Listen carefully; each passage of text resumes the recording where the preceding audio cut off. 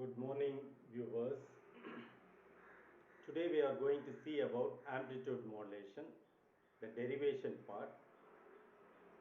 We all know that if the amplitude of the carrier wave changes in accordance with the intensity of the signal, then it is called amplitude modulation.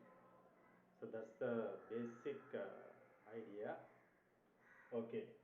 Now, this is the carrier signal. C of t is equal to AC sine omega ct. This is the modulating signal, that is the audio signal. M of t is equal to Am sine omega mt. Omega general formula is 2 pi fc ft, here carrier wave. So omega c is 2 pi fct. Omega m is 2 pi fmt. So this is the frequency of the carrier wave fc. This is the frequency of the modulating signal. So the modulated signal, this is carrier, this is modulating signal, this is modulated signal. So as per the definition, the amplitude, this part should change in accordance with the intensity of this signal. So this signal affects the amplitude of the carrier. This part is changed now. Just see AC plus AM sine omega mt. AM sine omega mt, if this is changing, the entire amplitude of the carrier wave is going to change. Therefore, we will get amplitude modulated. So AC is taken as common term. So you get 1 plus AM by AC sine omega mt into sine omega ct.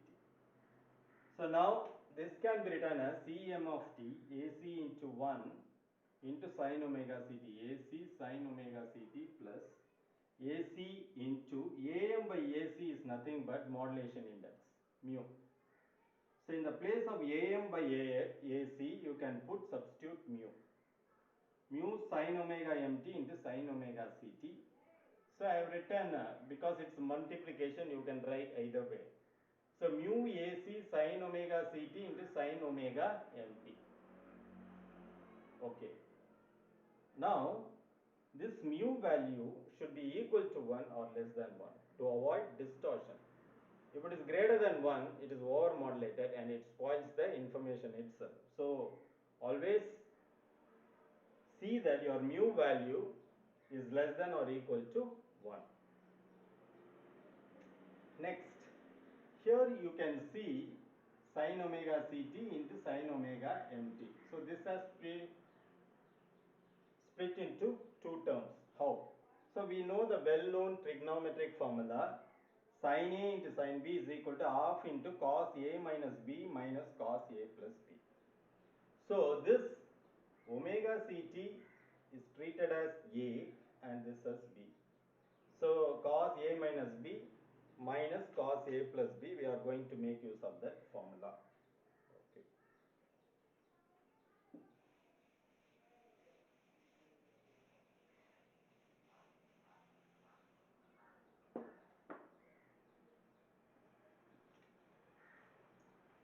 So, what you will get now? Cm of t. So, this is the equation of amplitude modulated signal is equal to AC sine omega ct. This is purely carrier. Amplitude of the carrier, omega c is the frequency of the carrier, plus mu AC by 2 into cos omega c minus omega m into t, because cos A minus B, this is A and this is B. So A minus B is omega ct minus omega mt, and then we have minus mu AC by 2 cos omega c plus omega m into t. So See, how do you getting this 1 by 2? Because of this 1 by 2. Mu AC is a common term for this. So that's how you are getting these three terms. One is carrier, another one we have carrier and modulating signal, and then here also we have carrier and modulating signal. Now we have to draw the spectrum, frequency spectrum, how it looks.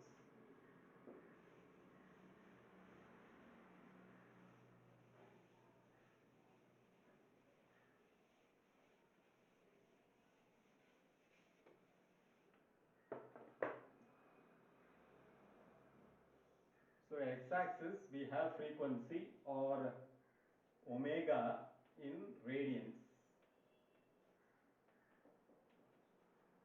Okay, and here we have omega c, this term omega c, and amplitude is AC. So this is amplitude.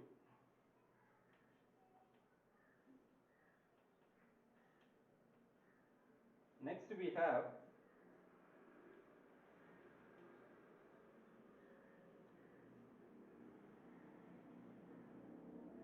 two terms. One is omega c plus omega m, that is carrier frequency plus modulating frequency, fc plus fm in terms of frequency. Here we have omega c minus omega m, fc minus fm. So equivalently I can write this as fc minus fm, this as fc carrier frequency, and this as fc plus fm.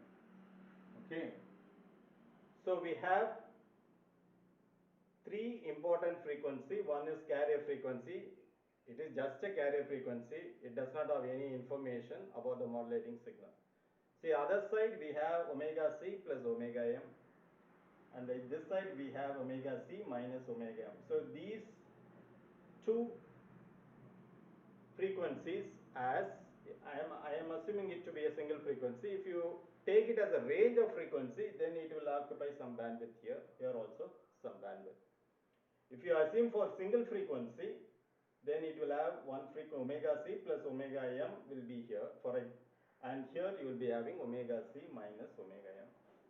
So in terms of bandwidth, from here to here, it is the bandwidth required for the transmission of amplitude modulated signal. Say fc plus fm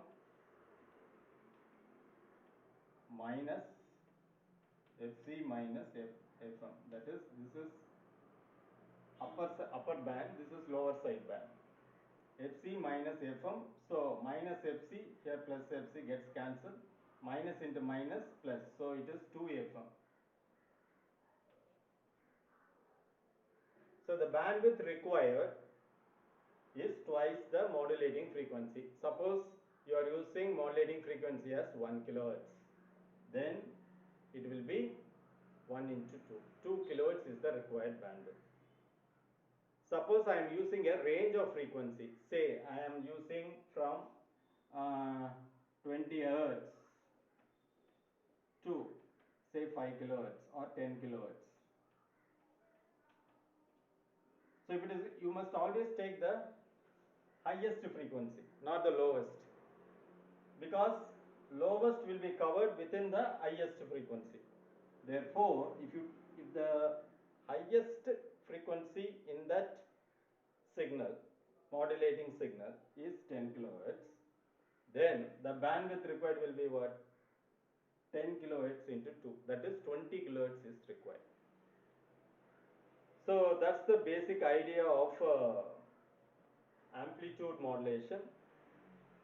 You all know that amplitude modulated signal is more prone to noise. Noise will easily affect the signal. Another important point I want to stress is the carrier. See, this is the carrier. Okay. Suppose the signal strength increase, the amplitude of the carrier will increase. Okay, like this. Don't ever join this amplitude and this amplitude like this, because there is a only the carrier amplitude is changing, it is not continuous here. So most of the time the student used to draw like this. Just remember, it is only this carrier is there, not this peak, the joining of the peaks. So this is absolutely not there. So if at all you want to draw, then use a pencil, and inside you use a, say, your pen, ink pen itself, blue pen, to show the waveform. So that's all about important concepts of amplitude modulation. So hope you have understood this topic. Thanks for watching. Nandri.